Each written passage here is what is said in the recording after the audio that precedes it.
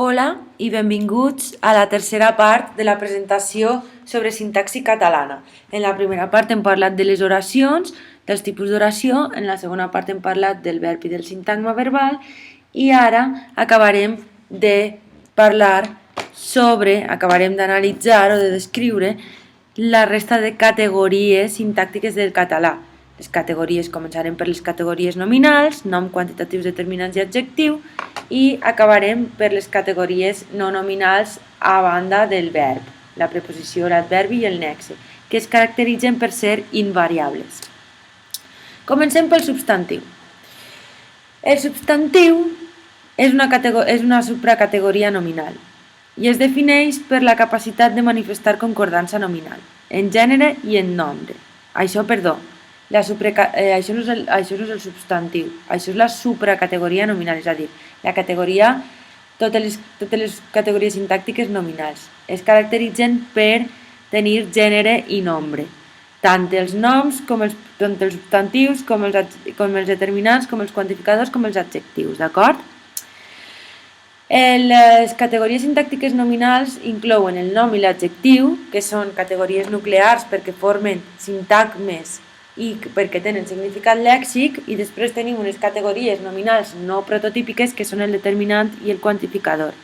Es tracta de categories no nuclears, es tracta de constituents sintagmàtics. El significat dels determinants i els quantificadors és o bé gramatical i lèxic a la vegada. I requereixen una vinculació necessària o possible amb un substantiu. Tenir concordança de gènere és suficient per a dir que una paraula pertany a la categoria nominal, a la supracategoria nominal. Però hi ha mots nominals, com ara edifici, que no tenen femení, d'acord? Però sí que tenen concordança de nombre i en aquest cas també els considerem substantius, d'acord?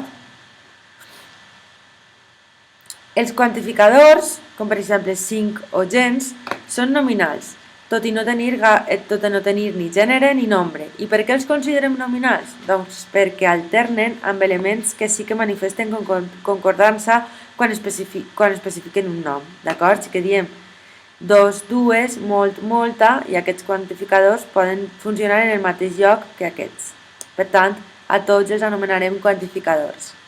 Ja sabeu que en les categories sintàctiques hi ha molts solapaments i això és molt difícil d'evitar. El nom o substantiu és l'element central i nucli del sintagma nominal. Té extensió i intenció. Extensió vol dir que té capacitat de referir-se a un conjunt d'elements, més o menys ampli. I intenció vol dir que respon a unes característiques, d'acord? Dels elements que descriu. Tenir un significat extensional i un significat intencional. Ja veurem el que és. El nom pot estar especificat per determinants o quantificadors i pot tenir complements. Sintagmes preposicionals, adjectivals, nominals o clàusules poden ser complements del nom. Després, també, segons els tipus de substantiu, trobarem diferències d'intenció i d'extensió, és a dir, diferències de a quins elements es refereixen. Tipus de substantius o de noms. Tenim els noms comuns, que són els prototípics, que són d'extensió variable, referencialitat autònoma perquè es poden definir lèxicament i constitueixen una sèrie oberta. A banda de les especificacions, el nom comú, el substantiu comú, pot anar seguit de complements que en limiten l'extensió, com ara adjectius, com ara altres sintagmes nominals, etc. Els noms propis tenen una extensió limitada a un element. Això vol dir que el seu univers només es refereix a un element en tot el món, no? En tot l'univers. I en canvi els noms comuns, la seva extensió és variable, pot ser més o menys gran. Per exemple, si diem brasilers és un nom comú perquè fa referència a totes les persones que compleixen les característiques intencionals de tenir un passaport de Brasil, no? Per tant, fa referència a més d'una persona. o més d'un element de la realitat. Els noms propis no tenen intenció, per tant, no tenen referencialitat autònoma. Els noms propis denominen llocs, persones, institucions, etc.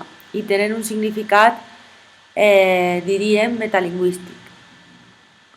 I s'assemblen als pronoms perquè assenyalen, no? Assenyalen un element exclusiu de la realitat. Són com díctics, en certa manera. Els pronoms tenen extensió fixa. Els pronoms són uns tipus de substantius, d'acord? Un tipus de paraula anàloga al substantiu. En el context lingüístic, els pronoms es comporten com anàfores, com a elements referencials interns. I en el context extralingüístic, els pronoms es comporten com a díctics, com a elements referencials contextuals. Per tant, els pronoms, quan es comporten com a díctics, es comporten igual que els noms propis, d'acord? Amb una extensió U i sense intenció. Per tant, no tenen intenció ni referencialitat autònoma. Entenem que els pronoms com una categoria de nom i no com una categoria a banda del nom com s'ha fet tradicionalment, d'acord? Per això l'hem afegit dins dels substantius. L'adjectiu és prototípicament el complement del nom i també el nucli del sintagma adjectival. I els adjectius el que fan és afegir trets d'intenció. El que fan és afegir característiques, afegir valències a un substantiu. Si voleu més informació sobre els conceptes d'extensió i d'intenció que fan referència a la semàntica, podeu consultar els materials sobre la lexicologia catalana, que també he penjat a YouTube, d'acord? I que teniu a Canvas. Els determinants i els quantificadors típicament són especificadors nominals, és a dir, especifiquen el nom, precedeixen el nom. La funció dels determinants i dels quantificadors és actualitzar discursivament en el cas dels determinants o concretar quantitativament en el cas dels quantificadors l'extensió del nom. Els determinants són especificadors nominals, són una classe tancada i són variables en gènere i en nombre i tenen un significat únicament gramatical. Tenim tres tipus de determinants. L'article determinat, el la, els i les, també l'article salat, és, sa, ses i s apòstrof. L'article indeterminat, un, una, uns, unes, i el personal, en i na, o n apòstrof. Després el segon tipus de determinants són els demostratius. Aquesta, aquests i aquestes. I també és correcte esta, estos i estes. Els possessius també són un tipus de determinants. Meu, meva, meus, meves. I en el subdialecte valencià, meu, meua, meus, meues. I també en el nord-occidental, en alguns casos. Els quantificadors també són una classe tancada i també són especificadors nominals. Es tracta de formes variables i de formes invariables, hi ha dels dos tipus. I tenen un significat lèxico-gramatical. Vol dir que a banda del significat gramatical, com tenien els determinants, els quantificadors també afegeixen un significat lèxic. Segons el grau de precisió dels quantificadors es podem classificar en tres grups: numerals, quantitatius i indefinits. Els numerals serien tots els números, no? Tots els números ordinals, 1, 2, 2, 3, 1, 2, 2, 3, 4, 5, 6, 7, 8, 9, 10, 11, 12, 13, 14, 15, 16, 17, 18, 19, 20, fins al número final, no? I després també tenim els partitius, mitja, un quart, tres quarts, etc. I després tenim els quantitatius, que són més imprecisos, que són molts, moltes, bastants, bastantes, suficients, prou, etc. I els indefinits, d'acord? Algun, alguna, alguns, algunes i cap, gens, mai, etc. Bé, mai no és, disculpeu. Cap o gens, sí que són indefinits. Tanmateix, no obstant això, hi ha quantificadors que poden especificar altres sintagmes que no són específicament i únicament el substantiu, no? Per exemple, aquest quantificador quantitatiu està especificant un sintagma adverbial, molt bé, bastant bé, d'acord? Per tant, els quantitatius també poden ser especificadors en un sintagma adverbial, com veurem després. I també poden tenir un ús adverbial, d'acord? Ha treballat molt, és un quantitatiu i al mateix temps aquí és un adverbi, un sintagma adverbial. Bé, els pronoms i les proformes els incloem dins dels substantius, d'acord? Els pronoms es caracteritzen perquè no tenen referència autònoma, d'acord? Són substantius funcionals del sintagma. Es tracta d'una classe tancada i heterogènia des del punt de vista morfològic, sintàctic i fonètic. Són morfològicament heterogenis. Hi ha variables de gènere en el nombre i de nombre, els i les. En aquest cas no estem parlant d'articles determinats, estem parlant d'aquestes formes com a pronoms. En la persona, jo, tu, ell, ella, nosaltres, vosaltres, ells i elles. En el cas, jo, mi, per exemple, jo és un cas com de subjecte i mi és un cas com de complement indirecte, no? I també n'hi ha que són invariables, com les preposicions en, i o.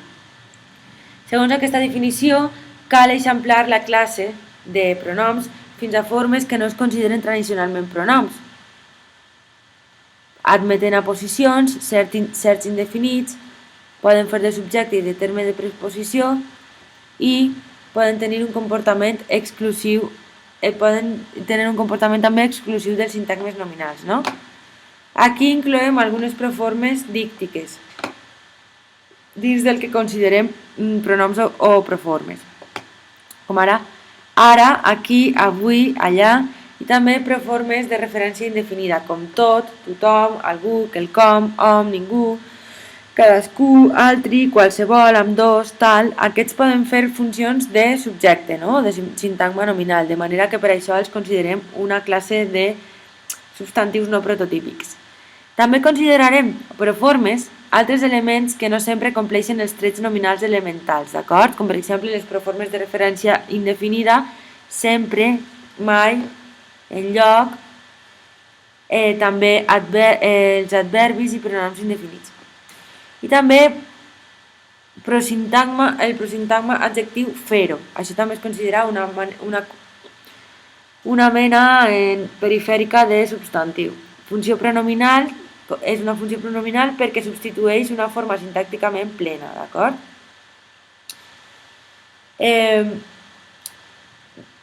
Per exemple, dorm la migdiada i sempre ho fa al sofà. Dorm la migdiada i sempre dorm la migdiada al sofà. Aquest ho fa seria una mena de sintagma nominal.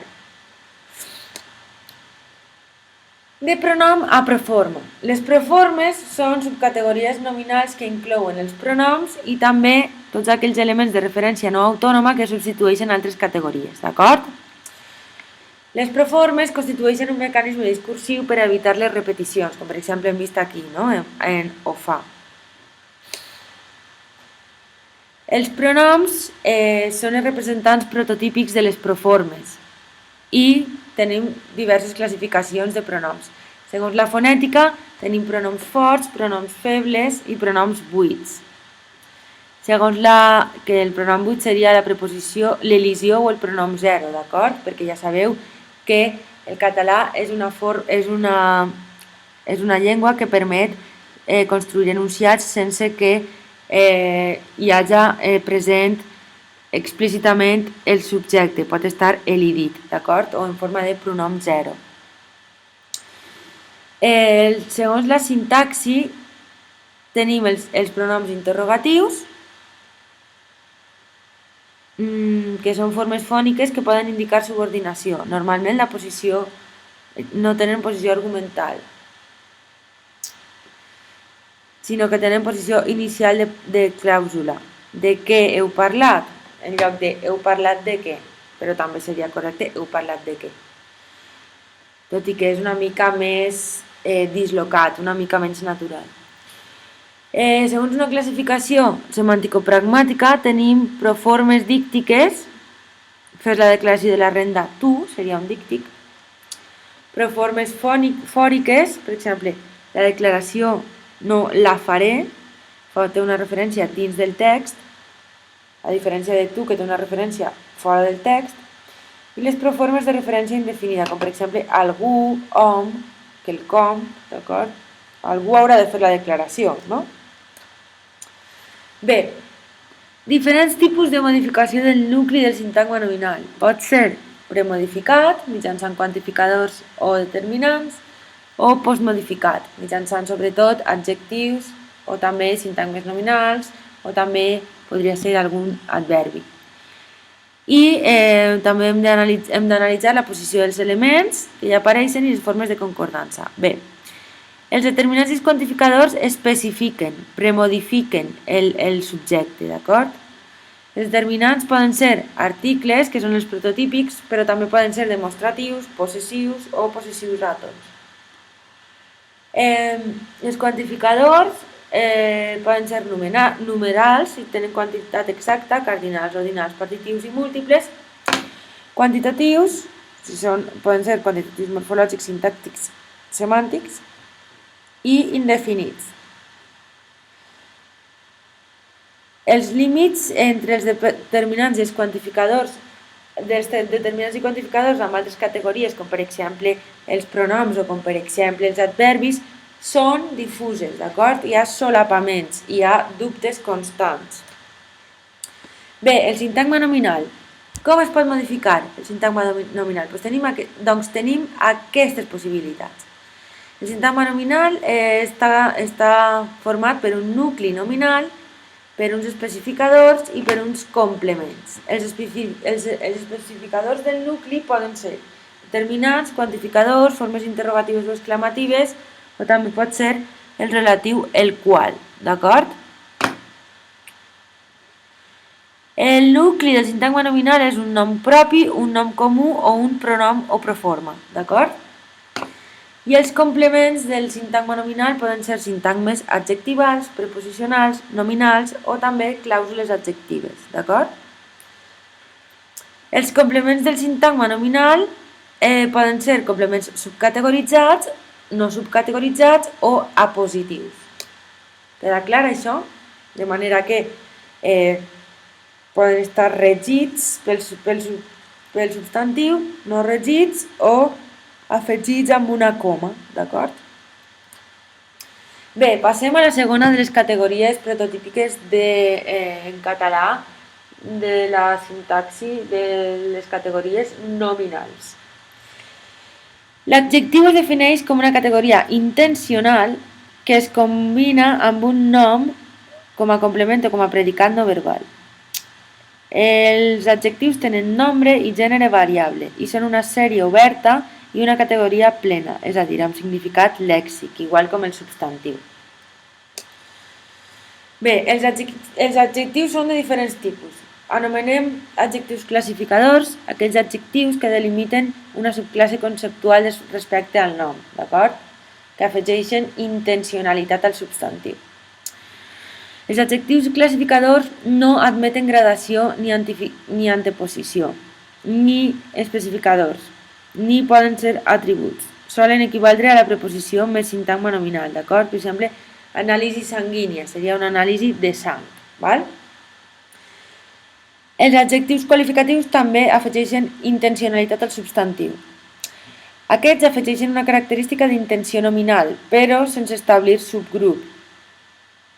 Sintàcticament són un complement del nom no subcategoritzat o predicats no verbals, d'acord? Atributs o complements predicatius, que ja hem vist més amunt, en la presentació segona de la sintaxi catalana. Els adjectius qualitatius admeten gradació i especificació, a diferència dels classificadors. I els adjectius qualitatius també, alguns tenen mobilitat d'anteposició i postposició respecte el nom. I són referències de qualitat objectiva o subjectiva, per exemple, una anàlisi extensa o una anàlisi interessant, no? El primer seria objectiu i el segon subjectiu.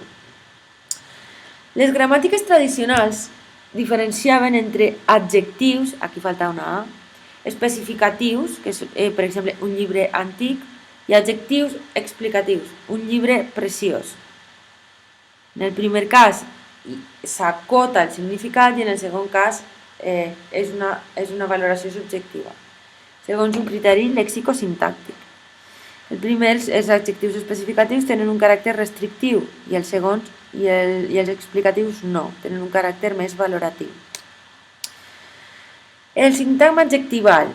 Bé, el sintagma adjectival normalment apareix sol, però també pot tenir premodificació i postmodificació, d'acord? I la posició dels elements del sintagma i també processos de concordança. Bé, ara no entrarem en detall amb això. El sintagma adjectival prototípic inclou només l'adjectiu, com hem dit, igual com el sintagma adverbial prototípic inclou només l'adverbi. Pot anar precedit d'un quantificador o d'un adverbi, d'acord?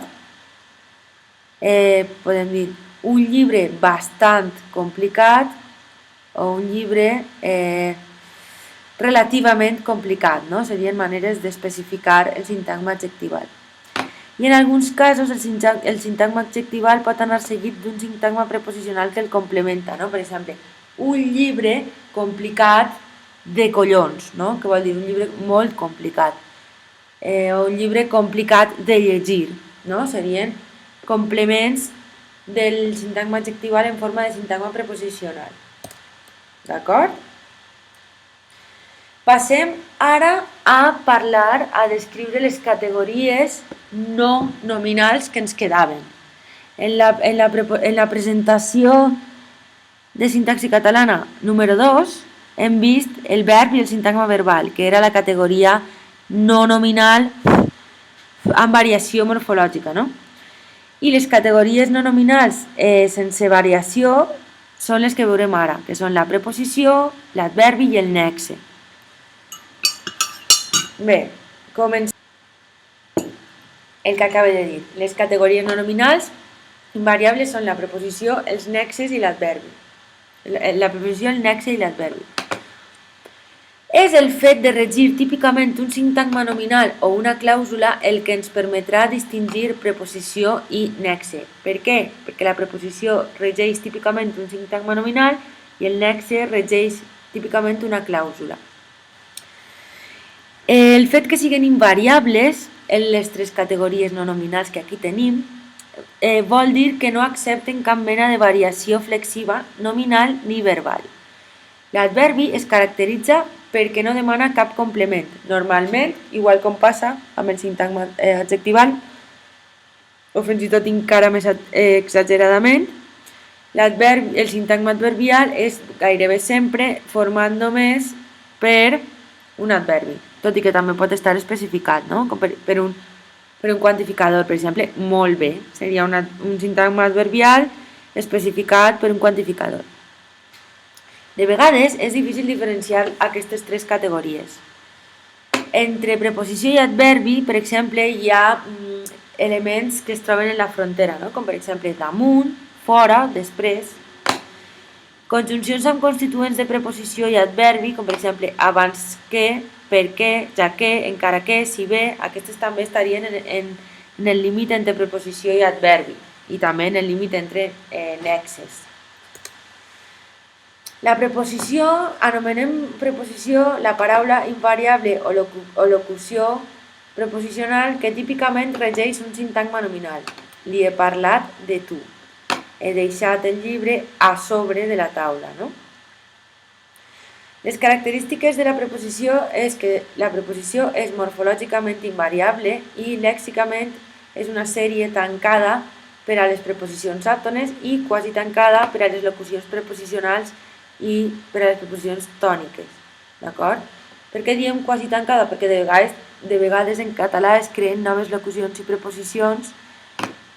preposicions tòniques per causa de manlleus, calcs i gramaticalitzacions. Si voleu més informació sobre la creació de nous elements lèxics, consulteu la presentació sobre lexicologia catalana. Bé, les preposicions poden ser transitives i intransitives, d'acord? Són transitives i sintàcticament demanen un sintagma nominal implícit o explícit. Les preposicions àtones en català són a, de, en, amb, per i per a. La resta de preposicions en català són tòniques. Les preposicions simples són a, de, en, amb, per, mitjançant, entre i altres. Exemples de preposicions compostes en català són per a, com a, des de, fins a, etc. I exemples de locucions preposicionals catalanes a banda de, en contra de, al costat de, etc. Les preposicions àtones tenen un comportament especial. Permeten contraccions. Al, que és a el, als, que és a els, del, que és de el, dels, de els, pel, per els, pels, per els, pel, per el, pels, per els. Es tracta de coixins i també permeten coixins fonètics en l'oral col·loquial, com per exemple en alguns subdialectes del valencià, on entre la A, la preposició a i un article, si comença per vocal i acaba per vocal, s'afegeix una D. En lloc de dir li ho vaig dir a ell, diem li ho vaig dir a d'ell, per a facilitar la pronunciació. I també en català oriental o en algunes parts de la província d'Alacant afegeixen una N en lloc d'una D. Li ho vaig dir a ell. És un significat menys definit que implica el seu ús en més contextos, el de la preposició àtona. Se n'ha anat a París, ha donat el regal al nen, es troba a casa. Veieu que és molt flexible l'ús de a, de la preposició àtona a. Les preposicions àtones són la base de les locucions preposicionals, sobretot en el cas de les preposicions intransitives, d'acord? Com per exemple, davant de, sota de, damunt de, fora de, després de, abans de. En aquest cas afegim la preposició de i així ja la fem transitiva. Hi ha moltes vacil·lacions i confusions en les preposicions àtones. Per exemple, en valencià, en el dialecte valencià, hi ha confusions a l'hora d'utilitzar en, a i amb, per causa de la seva forma àtona. I també en el cas dels fonemes, en el cas de les preposicions àtones, hi ha també vacil·lacions, com per exemple el fenomen del canvi i caiguda de preposició. Què és el canvi i caiguda de preposicions? Doncs el canvi i caiguda de preposicions significa que són unes regles per a utilitzar en, a i davant d'infinitiu, etc. No? Ho llegeixo. En les preposicions en, tret que tinga valor temporal, i amb, s'han de canviar per a o de davant d'infinitiu i cauen davant de la conjunció que, però no davant d'un que relatiu o interrogatiu, que és un que amb accent. De la mateixa manera, les preposicions a i de, soles o formant part d'una locució preposicional, s'han de suprimir davant de la conjunció que. De vegades, si en resulta una construcció molt forçada, es pot intercalar una altra paraula entre la preposició i la conjunció. Mireu. Tinc interès en aquests informes, d'acord? Tinc interès, no podem dir en estudiar aquests informes, hem de dir a estudiar aquests informes, perquè tenim un infinitiu, d'acord? Ha caigut la preposició en. Tinc interès que redacteu aquests informes. També seria una altra opció. Compteu amb les excepcions. Compteu a escriure correctament. Compteu d'escriure correctament, perquè davant d'infinitiu mai no podem utilitzar en. Compteu que se us entenga, d'acord? No podem utilitzar en davant del relatiu que. No podem dir compteu en que se us entenga. Hem de dir compteu que se us entenga. I en cas d'utilitzar en, el que hauria de ser relatiu o interrogatiu, és a dir, que hauríem de posar compteu en que dugués un accent. D'acord? Això és el fenomen de canvi i caiguda de preposicions, que se justifica perquè les preposicions àtones generen més dubtes, més vacil·lacions en els parlants. Bé, tipus de preposicions. Tenim preposicions transitives, que són les que no admeten més que construccions amb sintagma nominal explícit. He treballat amb ell, han negociat per mitjà dels sindicats. Totes les preposicions àtones i la majoria de les locucions preposicionals són transitives. Algunes preposicions tòniques, com ara durant, també són transitives. En canvi, d'altra banda, les preposicions intransitives poden aparèixer amb el sintagma nominal implícit o explícit, no necessàriament explícit com en el cas de les transitives. Podem dir, m'agrada el cafè sense sucre, d'acord? Però també podem dir, vols el cafè amb sucre o sense? No cal que diguem sense sucre, per tant és una preposició intransitiva. En català són preposicions intransitives sense i la majoria dels tradicionalment anomenats adverbis de lloc i de temps, com ara dalt, damunt, darrere, que poden anar o no seguits de i abans, arran, després, enfront, que han d'anar seguits sempre de la preposició de. Algunes preposicions presenten doblets formals segons si tenen un ús transitiu o intransitiu. Per exemple, el va deixar sobre la taula. En aquest cas, no tenim la preposició davant, tenim només sobre, que també és una preposició. O bé, el va deixar a sobre, i en aquest cas seria una preposició intransitiva. El va trobar darrere del sofà seria una preposició transitiva i el va deixar enrere seria una preposició intransitiva. Perquè no podem, i en el cas d'enrere no podem dir el vam deixar enrere del sofà, perquè enrere sí que és radicalment intransitiva en el sentit que mai permet un sintagma nominal posposat. Algunes preposicions intransitives admeten posició postnominal, només algunes. Per exemple, 2 anys després, i també es va perdre mar endins. Després i endins són preposicions que en aquest cas estan darrere del substantiu. Bé, el sintagma preposicional prototípic està format per una preposició, que és el nucli, més un sintagma nominal, que és un complement subcategoritzat de la preposició. Per exemple, amb el teu veí o després de la migdiada serien sintagmes preposicionals prototípics. El sintagma preposicional també pot tenir especificadors, que poden ser quantificadors o adverbis. Per exemple, un adverbi, precisament des de la seva tornada. Això seria un especificador adverbial davant del sintagma preposicional. O bé, molt abans del naixement del nen, i en aquest cas l'especificador és un quantificador. Bé, tenim també sintagmes preposicionals no prototípics. Per exemple, aquells que només consten d'una preposició, com ara en el cas de les preposicions intransitives. L'ha deixat damunt, i podem dir això sense dir de la taula. Damunt seria un sintagma preposicional no prototípic que només consta d'una preposició. Altres tipus de preposicions no prototípiques, per exemple, preposicions que subcategoritzen una clàusula equivalent a un sintagma nominal. Per exemple, això equival a renunciar a la feina. Això equival a una renúncia, d'acord? O bé, el vam conèixer abans d'arribar al poble.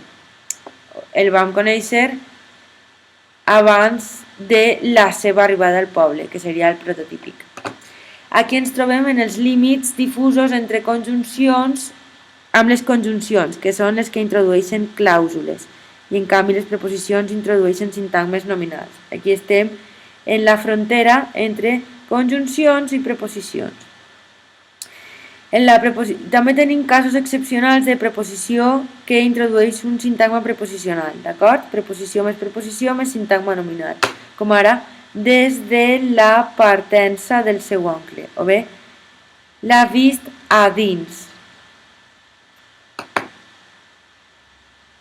que pot ser l'ha vist dins de la botiga, no? Seria preposició que introdueix preposició que introdueix sintagma nominal.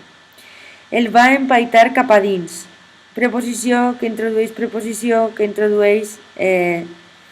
adverbi, no? No ho sabrem fins després de Nadal. Preposició que introdueix preposició que introdueix sintagma nominal. Així, la locució preposicional cap a regeix el sintagma preposicional, aquí cap a regeix el sintagma preposicional dins, que té un sintagma nominal implícit, no? Cap a dins d'algun lloc. I igualment la preposició fins regeix el sintagma preposicional després de Nadal. D'acord? I també hi ha casos de preposicions posposades, no? Sintagma nominal més preposició, que seria una preposició no prototípica, un sintagma preposicional no prototípic. D'acord? Això es diu recursivitat. Corria carrer avall. Podem trobar avall darrere del sintagma nominal. És una mena de col·locació. Té relació amb la fraseologia. Ara parlarem dels nexes. Però ens queda per parlar dels nexes, de les conjuncions, dels nexes, tipus de nexes. Tenim les conjuncions i els connectors parentètics, d'acord? I després ens queda per parlar de l'adverbi. L'adverbi, que tenim adverbis de manera, adverbis en ment i el sintagma adverbial, d'acord? Així que ara ho acabarem. El nexe es defineix com una paraula o locució invariable que típicament introdueix una clàusula. Per exemple, Joan ha fet el cafè i Maria ha endreçat la roba. Joan i Maria han fet el cafè. El cafè era bo i barat. Per tant, i és un nexe. Es caracteritzen els nexes per ser morfològicament invariables. I lèxicament són una sèrie tancada de conjuncions, tot i que de vegades es creen connectors per causa de manlleus, calcs o gramaticalitzacions. Ja sabeu que ho podeu consultar, això, en les presentacions sobre lexicologia catalana. Sintàcticament, els nexes són marcadors explícits de connexió. Si encapçalen una clàusula, un sintagma o una part del sintagma fan una funció de composició oracional. I en canvi, si encapçalen una oració o un paràgraf, faran funció de connexió textual. Hi ha dos tipus de nexes, les conjuncions i els connectors parentètics. Les conjuncions es divideixen en conjuncions de coordinació i conjuncions de subordinació. I els connectors parentètics són del tipus no obstant això, que sempre equivalen a conjuncions, d'acord? I a més, que també equival a una conjunció. Bé, les conjuncions són els nexes considerats prototípics. Actuen unint clàusules. Per exemple, si tens gana, fes tu el dinar. Si és un nexe. També poden unir sintagmes, com la O de vols carn o peix. O també poden unir parts d'un sintagma, com per exemple, vols 2 o 3 talls de carn. Aquesta O uneix parts d'un sintagma. Només les conjuncions i, o i però poden fer de connectors textuals, d'acord? Són les úniques. Les conjuncions i les locucions conjuntives poden ser de tres tipus. Conjuncions de coordinació, conjuncions de subordinació i conjuncions d'interordinació. Per a entendre millor això podeu consultar la primera part de la presentació sobre sintaxi catalana, la que parlava de tipus d'oracions, d'acord? Les conjuncions de coordinació marquen relació d'equivalència entre els elements units. Poden ser copulatives, com i, ni, tant com, d'acord? O disjuntives, com ara o bé i ara, d'acord? Les conjuncions de subordinació manifesten relació de dependència entre la clàusula que introdueixen i la resta de l'oració. Per tant, podem dir, li vaig comunicar que les accions havien pujat. També ho són si, quan té funció interrogativa, i també segons, com i mentre. Per tant, introdueixen una clàusula, les conjuncions de subordinació, i així veiem, per exemple, la possibilitat de si.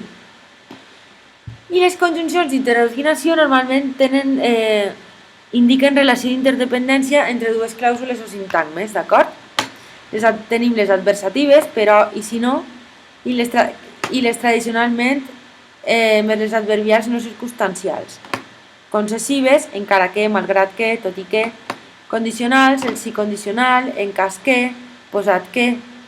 Pareu compte perquè sí condicional és una conjunció d'interordinació i en canvi sí interrogatiu és una conjunció de subordinació, d'acord? Conjuncions finals, a fi que, per tal que, segons finalitat. Conjuncions causals, per què, atès que, vist que, com que. Conjuncions consecutives, de manera que, tant, alguna cosa que. I locucions i correlacions comparatives, igual que, tant o tant com, més, menys que, com és, tal, més, d'acord? Ara passem al que són nexes no prototípics, que són els connectors parentètics. Són nexes de caràcter apositiu, a diferència de les conjuncions. Per exemple, és una persona amable, tanmateix és massa seriós, tanmateix és un connector parentètic. Els connectors parentètics típicament introdueixen oracions o clàusules. Adopten posició variable respecte a l'element en què se situen, que pot ser inicial, després de conjunció, intermèdia o final. Exemples de connectors parentètics serien tanmateix, però i per tant. Els connectors parentètics es poden combinar amb conjuncions. Per exemple, és una persona amable i tanmateix és massa seriós. Hem combinat una conjunció i un connector parentètic, tanmateix.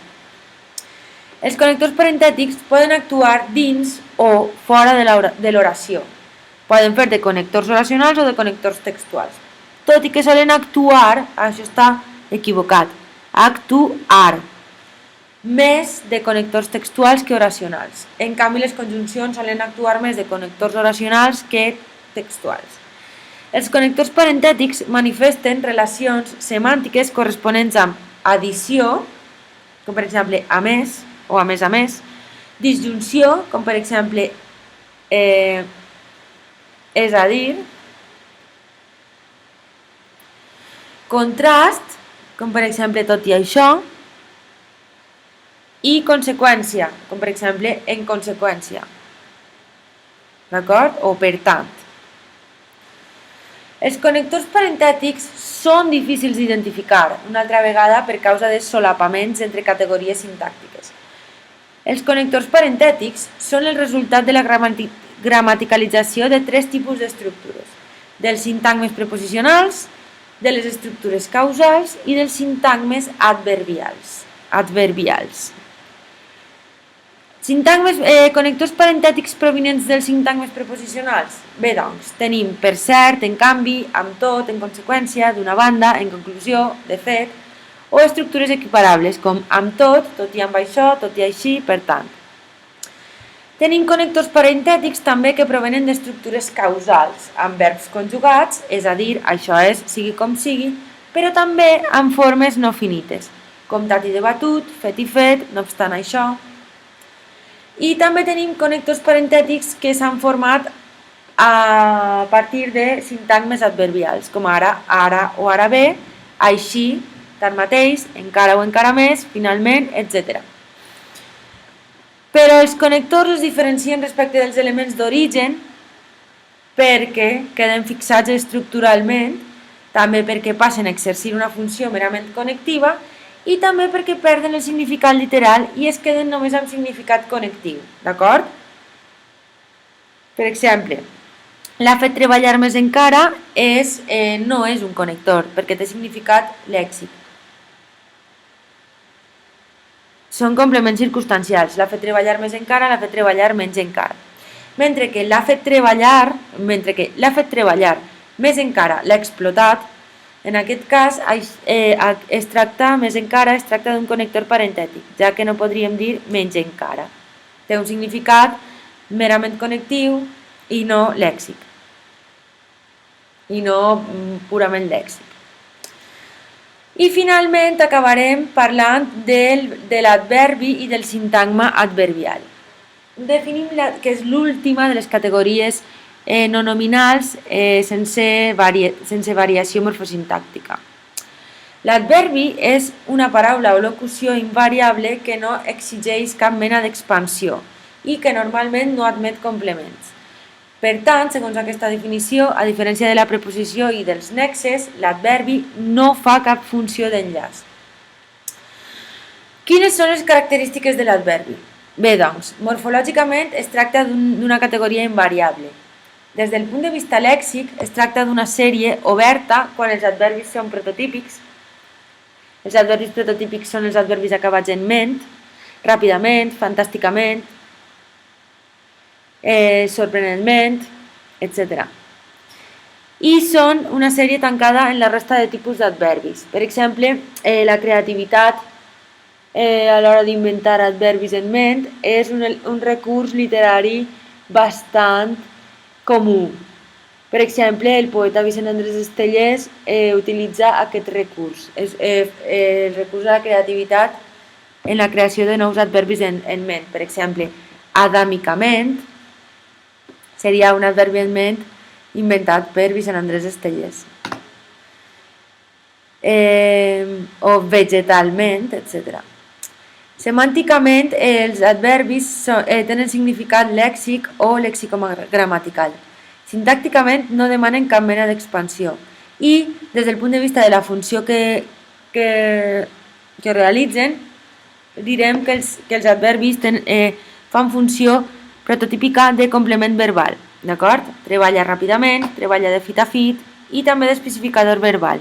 No treballa en aquesta fàbrica, fins i tot pensa en tu. I d'aquestes categories i d'altres categories com els adjectius també fa d'especificador, d'acord?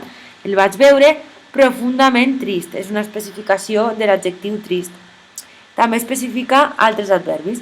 Van arribar relativament tard. I també pot especificar sintagmes preposicionals. El llençar directament des del terrat. Com veiem, aquestes funcions especificadores són més típiques dels adverbis en ment. I també pot especificar sintagmes nominals. Només el teu germà ho sabia. I oracions. Malauradament, no ens queden cireres. També pot funcionar com a atribut. Es trobava malament. I es trobava, trobar-se, és un verb semiatributiu. Tradicionalment, els adverbis s'han inclòs dins la categoria d'adverbis tots aquells elements invariables que no fan d'enllaç. Els adverbis de manera, de quantitat, de lloc, de temps, d'afirmació, negació o dubte. El generativisme, amb la perspectiva contrària, ha defensat que no existeixen adverbis i els ha considerat alguns preposicions, alguns adjectius i altres quantificadors.